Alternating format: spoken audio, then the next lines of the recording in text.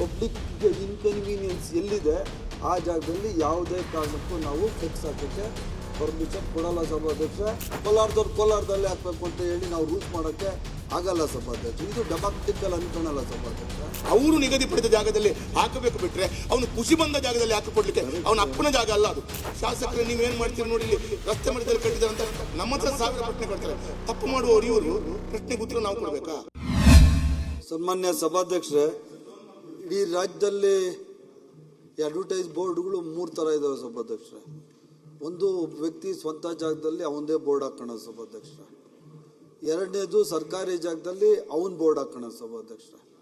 ಮೂರನೇ option, board ಸರ್ಕಾರದ್ದೇ, ಜಾಗನೂ ಸರ್ಕಾರದ್ದೇ ಸಭಾಧ್ಯಕ್ಷ. ಒಂದಷ್ಟು ಈ ಥರ ಅಡ್ವರ್ಟೈಸ್ ಬೋರ್ಡ್ಗಳು ರಾಜ್ಯದಲ್ಲಿ ಹಲವಾರು ಕಾರ್ಪೊರೇಷನ್ಸಲ್ಲಿ ULBsಲ್ಲಿ ಇದಾವೆ ಸಭಾಧ್ಯಕ್ಷ.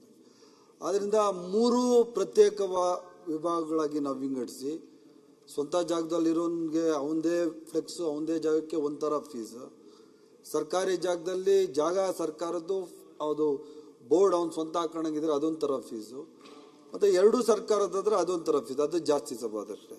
ಈ 3 ಥರ ನಾವು ಇದನ್ನು ಈ ಅಡ್ವರ್ಟೈಸ್ ಬೋರ್ಡ್ಗಳು ಹಾಕಲಿಕ್ಕೆ ನಾವು ಅನುಮತಿಯನ್ನು ಕೊಡಬೇಕು ಅಂತ ಇಚ್ಛೆ ಮಾಡ್ತಾ ಇದ್ದೀವಿ ಸಭಾಧ್ಯಕ್ಷರೇ. ಯಾಕೆ ಹೇಳ್ತಾ ಇದ್ದೀನಿ ಅಂದರೆ ಸಭಾಧ್ಯಕ್ಷ, ಈಗಾಗಲೇ ಹಲವಾರು ವರ್ಷಗಳಿಂದ ಈ ರಾಜ್ಯದಲ್ಲಿ ಯಾವುದೋ ಒಂದು ತಾಂತ್ರಿಕ ಕಾರಣ ಹೊಡ್ಕೊಂಡು ₹1 ಫೀಸ್ ಯಾರೂ ಕಟ್ತಾ ಇಲ್ಲ ಸಭಾಧ್ಯಕ್ಷರೇ. 100 ಕೋಟಿಗಳು ಅನುದಾನ, 100 ಕೋಟಿಗಳು ಆದಾಯ ಸರ್ಕಾರಕ್ಕೆ, ಸ್ಥಳೀಯ ಸಂಸ್ಥೆಗಳಿಗೆ ಏನು ಬರಬೇಕಾಗಿತ್ತು ಅದು ಯಾವುದು ಬರ್ತಾ ಇಲ್ಲ ಸಭಾಧ್ಯಕ್ಷ. ಯಾವುದೋ ಒಂದು ಟೆಕ್ನಿಕಲ್ ಕಾರಣ ಇಟ್ಕೊಂಡು ಈ ಶುಲ್ಕ ಮತ್ತು ಫೀಸ್, ಶುಲ್ಕ ಮತ್ತು ಟ್ಯಾಕ್ಸ್ ಇವೆರಡು ಡಿಫ್ರೆನ್ಸ್ ತಗೊಂಡು ಏನೋ ತಾಂತ್ರಿಕ ಕಾರಣ ಹೊಟ್ಟು ನಮಗೆಲ್ಲ ಬಹಳಷ್ಟು 100 ಕೋಟಿಗಳ ಟ್ಯಾಕ್ಸ್ ಇವತ್ತು ಸರ್ಕಾರಕ್ಕೆ ಲಾಸ್ ಆಗಿದೆ ಸಭಾಧ್ಯಕ್ಷ.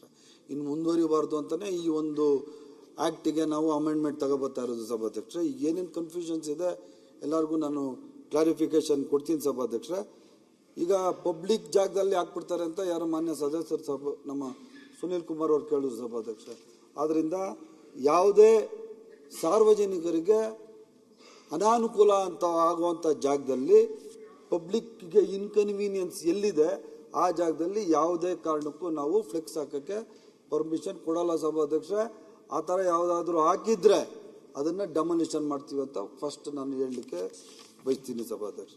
ಮತ್ತು ವೇದವ್ಯಾಸ್ ಹೇಳ್ತಾ ಇದ್ರು ULBಗಳಲ್ಲಿ ಯಾವ ರೀತಿ ಫೀಸ್ ಕಲೆಕ್ಟ್ ಮಾಡಬೇಕು, ಯಾವ ರೀತಿ ಟೆಂಡರ್ ಮಾಡಬೇಕು ಅಂತ ಹೇಳ್ಬಿಟ್ಟು ಸರ್ಕಾರದಿಂದ ರೂಲ್ಸ್ ನಾವು ಮಾಡಿಲ್ಲ ಸಭಾಧ್ಯಕ್ಷ.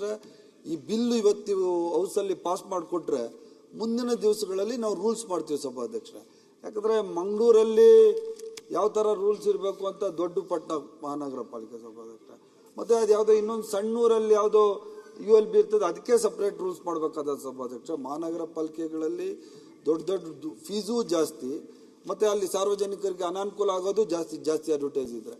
ಅದರಿಂದ ಸಪ್ರೇಟಾಗಿ ಆಯಾ ಜಾಗಕ್ಕೆ, ಆ ಏರಿಯಾಗಳಿಗೆ ತಕ್ಕಂತೆ ನಾವು ಈ ರೂಲ್ಸ್ ಅಮೆಂಡ್ಮೆಂಟ್ ಮಾಡ್ತೀವಿ ಸಭಾಧ್ಯಕ್ಷ. ಬಿಲ್ ಪಾಸ್ ಆದಮೇಲೆ ರೂಲ್ಸ್ ನಾವು ನೋಟಿಫೈ ಮಾಡಿ ಅದನ್ನು ನಾವು ಕೊಡ್ತೀವಿ ಸಭಾಧ್ಯಕ್ಷ.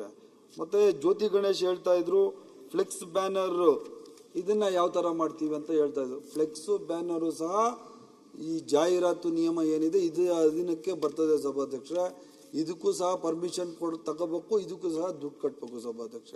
ಯಾವ ಸೈಜು ಇದೆ, ಯಾವ ಸೈಜ್ಗೆ ನಾವು 10ಕ್ಕೆ 15, 10ಕ್ಕೆ 20, 2ಕ್ಕೆ 5 ಏನು ನಾವು ಪರ್ಮಿಷನ್ ತಗೊಂಡಿರ್ತೀವಿ ಸ್ಥಳೀಯ ಸಂಸ್ಥೆಗಳಲ್ಲಿ, ಅದೇ ಪ್ರಕಾರ ರೂಲ್ಸ್ ಪ್ರಕಾರ ಅವನು ಟ್ಯಾಕ್ಸ್ ಕಟ್ಟಬೇಕಾಗ್ತದೆ ಸಭಾಧ್ಯಕ್ಷ. ಆದ್ದರಿಂದ ಆ ಥರ ಯಾವುದಾದ್ರೂ ಅನಧಿಕೃತವಾಗಿ ಹಾಕಿದ್ರೆ ಅವ್ರಿಗೆ ದಂಡ ಹಾಕುವಂಥದ್ದು ಸಹ ನಾವು ಈ ಅಮೆಂಡ್ಮೆಂಟಲ್ಲಿ ನಾವು ಹೇಳಿದ್ವಿ ಸಭಾಧ್ಯಕ್ಷ. ಯಾವುದೂ ಫ್ರೀ ಇಲ್ಲ ಸಭಾಧ್ಯಕ್ಷ. ಫ್ಲೆಕ್ಸ್ ಹಾಕಲಿ, ಬ್ಯಾನರ್ ಹಾಕಲಿ, ಅಡ್ವರ್ಟೈಸ್ ಬೋರ್ಡ್ ಹಾಕಲಿ, ಪ್ರತಿಯೊಂದಕ್ಕೂ ಶುಲ್ಕವನ್ನು ನಿಗದಿ ಮಾಡಿ ಕೊಟ್ಟಿದ್ದೀವಿ ಸಭಾಧ್ಯಕ್ಷ. ಇನ್ನೊಂದು, ಸನ್ಮಾನ್ಯ ನಮ್ಮ ಅಶ್ವಥ್ ನಾರಾಯಣ್ ಅವರು ಹೇಳ್ತಾ ಇದ್ರು, ಮತ್ತು ಸುರೇಶ್ ಅವರು ಹೇಳ್ತಾ ಇದ್ರು, ನಮ್ಮ ತುಮಕೂರು ಶಾಸಕರು, ಯಾವುದೇ ಕಾರಣಕ್ಕೂ ಪ್ಲಾಸ್ಟಿಕ್ಕು ಇದರಲ್ಲಿ ನಾವು ಮಾಡೋಕ್ಕೆ ಕೊಡೋದಿಲ್ಲ ಸಭಾಧ್ಯಕ್ಷ. ಪ್ಲಾಸ್ಟಿಕ್ ಯೂಸ್ ಮಾಡುವಂಥದ್ದು ಇಟ್ಸ್ ಅಫೆನ್ಸ್, ಕಾನೂನಾತ್ಮಕವಾಗಿ ಅದು ಅಪರಾಧ ಅನ್ನಿಸ್ತದೆ.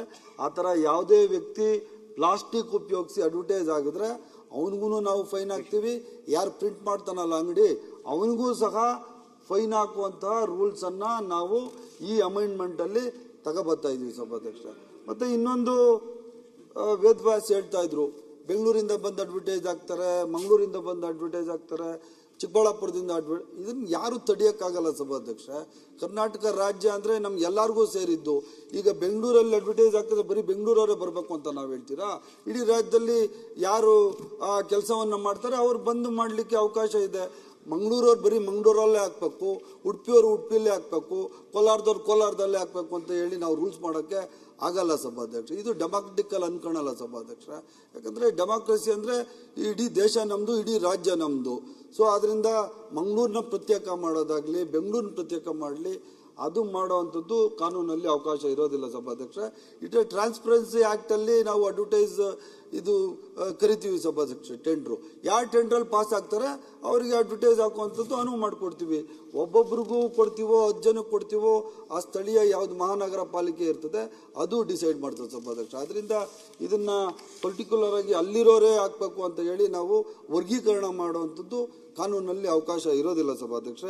ಅದಾದಮೇಲೆ ಸಭಾಧ್ಯಕ್ಷ ಇದನ್ನ ನಾವು ಅಡ್ವರ್ಟೈಸ್ ರೂಲ್ಸು ಯಾವ ರೀತಿ ULB ತಗೋಬೇಕು ಅಂತ ನಾನು ಹೇಳ್ದಲ್ಲ ಸಭಾಧ್ಯಕ್ಷ, ಆ ULBಸ್ಗೆ ಅದು ಅಧಿಕಾರ ಕೊಡ್ತೀವಿ.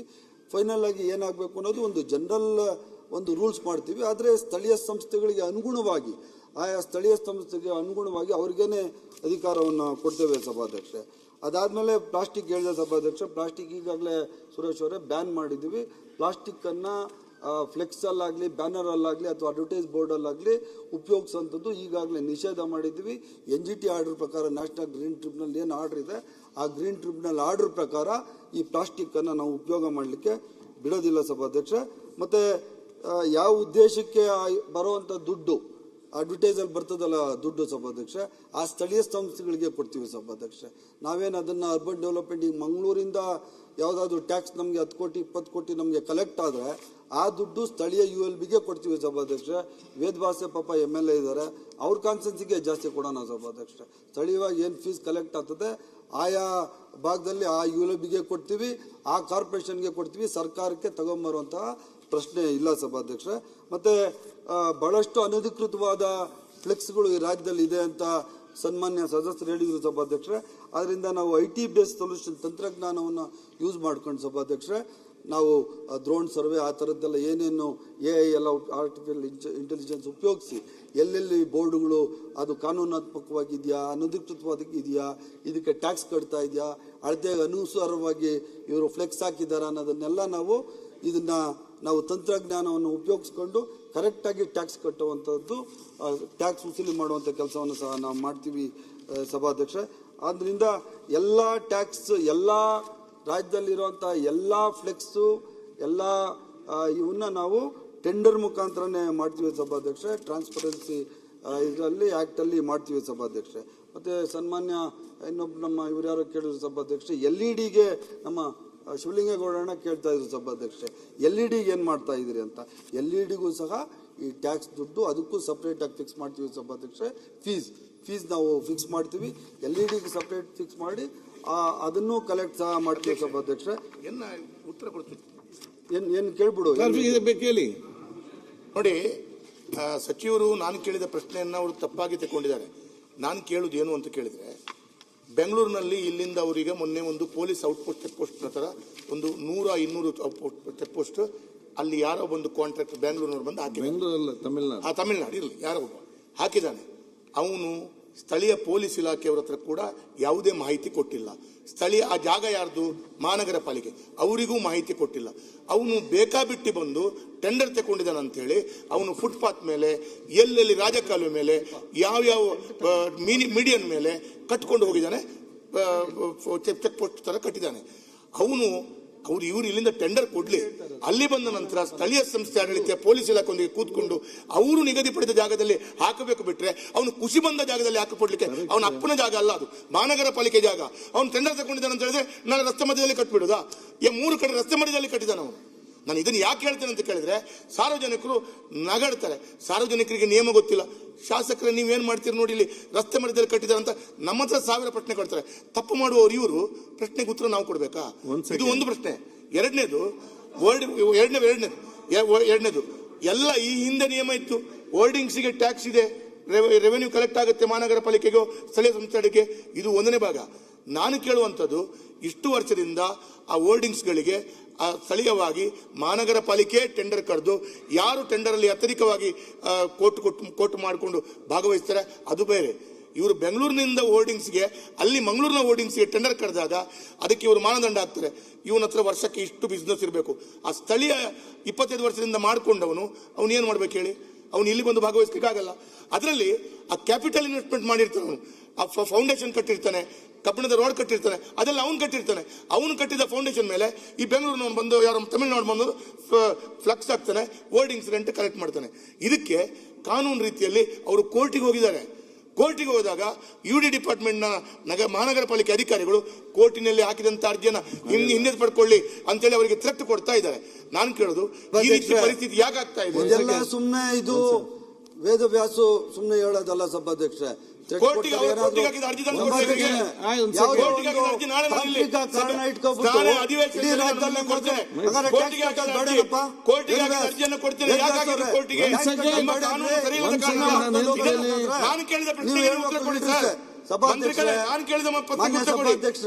ಬೇರೆ ಮಾತಾಡಬೇಡಿ. ಯಾವುದೋ ಒಂದು ಟೆಕ್ನಿಕಲ್ ಕಾರಣ ಇಟ್ಕೊಂಡ್ಬಿಟ್ಟು ವೇದವ್ಯಾಸು ಕಾಂಟ್ರಾಕ್ಟರ್ ತರ ಮಾತಾಡುವಂಥದ್ದು ಇದು ಸರಿಯಲ್ಲ ಸಭಾಧ್ಯಕ್ಷರೇ.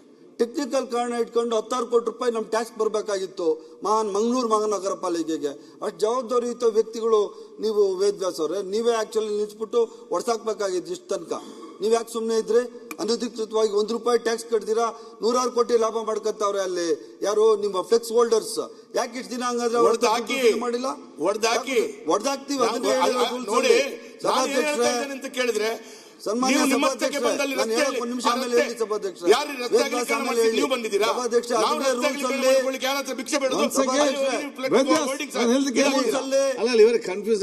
ನಾವು ಅದೇ ತಗೊಂಬತ್ತಾರೆ.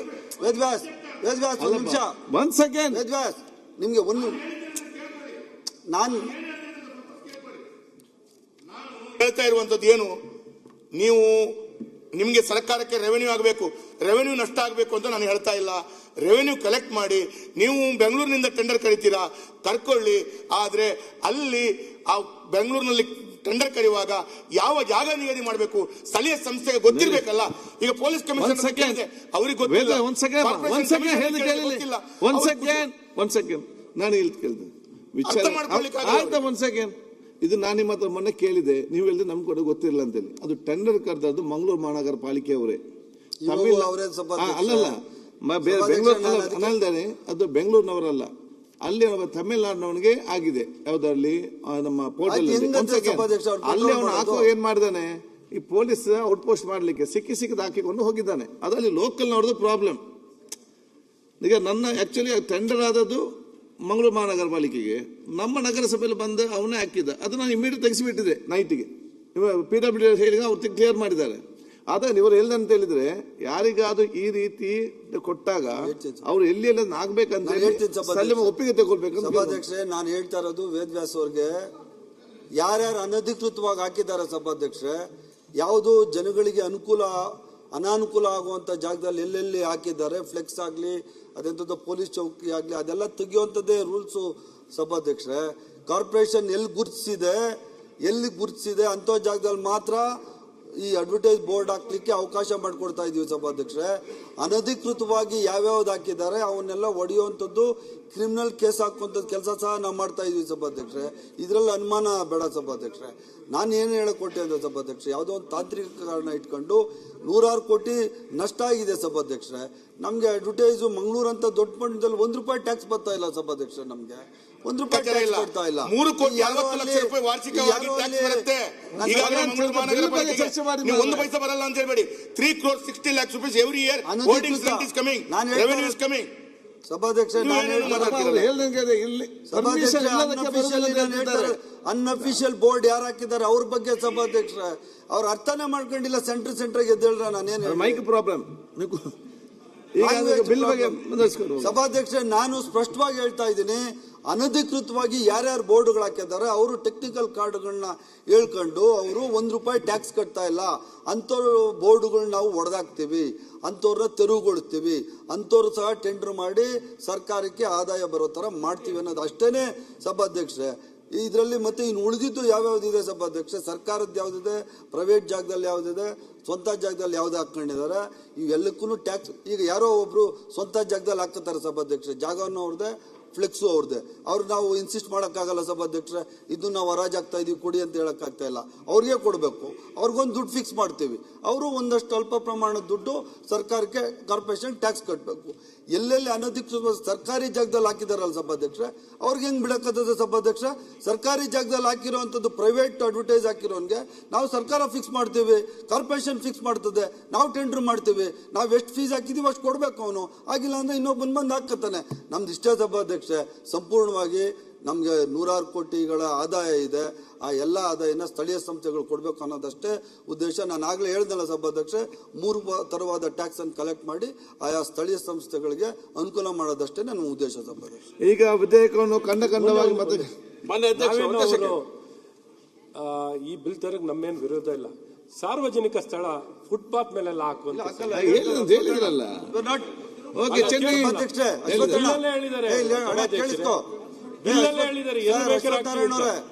ಅಶ್ವಥ್ ನಾರಾಯಣ ಅವರೇ, ನಾನು ಹೇಳ್ತಾ ಇದ್ದೀನಿ ಕೇಳಿ ಸರ್. ಈಗ ಇದು ರೂಲ್ ಮಾಡಿಲ್ಲ ಸರ್, ರೂಲ್ಸ್ ಮಾಡ್ತೀವಿ. ನಾನು ಕೇಳೋದು ಬಿಲ್ ಅಲ್ಲ, ರೂಲ್ಸ್ ಅಲ್ಲಿ ಪಬ್ಲಿಕ್ ಕೊಡುದಿಲ್ಲ ಅಂತ ಹೇಳ್ತಾರಲ್ಲ. ರೂಲ್ಸ್ ಮಾಡಿಲ್ಲ ಸಭಾಧ್ಯಕ್ಷರೇ, ಆಕ್ಟ್ ಅಲ್ಲೇ ಹಿಂಗ ಇಲ್ಲ ಸರ್. ನಾವು ಇವಾಗ ಸರ್ ಆಕ್ಟ್ ಅಂದ್ರೆ ಈಗ ರೂಲ್ಸ್ ಅಮೈಂಡ್ ಮಾಡ್ಬೇಕಲ್ಲ ಸರ್. ಸರ್ ರೂಲ್ಸ್ ಅಮೈಂಡ್ ಮಾಡಿಲ್ಲ ಸರ್ ಇನ್ನೂ. Public space for the purpose of this section mean any place which is open to the use and enjoyment of the public, whether it is actually used or enjoyed by the public or not. ಅಲ್ಲೆಲ್ಲ ಆಗ್ತೀವಿ ಅಂತ ಸಭಾಧ್ಯಕ್ಷರೇ, ನಾವು ಹೇಳ್ತಾ ಇರೋದು public ಇರೋ place ಅಲ್ಲಿ ಜನಗಳಿಗೆ ಇನ್ಕನ್ವೀನಿಯನ್ಸ್ ಆಗುವಂತ ಜಾಗದಲ್ಲಿ ಹಾಕಲ್ಲ. ಪಾರ್ಕ್ ಅಲ್ಲಿ ಫುಟ್ಪಾತ್ ಮೇಲೆ ಯಾರಾದ್ರೂ ಅಡ್ವರ್ಟೈಸ್ ಬೋರ್ಡ್ ಹಾಕಕ್ಕಾಗ್ತದೆ ಸಭಾಧ್ಯಕ್ಷ? ಹಾಕಲ್ಲ ಅಂತ ಹೇಳ್ತಾ ಇದ್ದೀನಿ. Not port. ಈಗ ವಿಧೇಯಕವನ್ನು ಸಾರ್ವಜನಿಕರ ಜಾಗದಲ್ಲಿ ಖಂಡವಾಗಿ ಮತ್ತೆ ಹಾಕುತ್ತೇನೆ. ಮತ್ತಷ್ಟು ವಿಶೇಷ ವಿಡಿಯೋಗಳನ್ನು ನೋಡಲು ಮತ್ತು ಹೊಸ ವಿಡಿಯೋಗಳ ಬಗ್ಗೆ ತಿಳಿಯಲು ಈ ದಿನ .com ಯೂಟ್ಯೂಬ್ ಚಾನೆಲ್ ಸಬ್ಸ್ಕ್ರೈಬ್ ಮಾಡಿ ಮತ್ತು ಬೆಲ್ ಐಕಾನ್ ಕ್ಲಿಕ್ ಮಾಡಿ.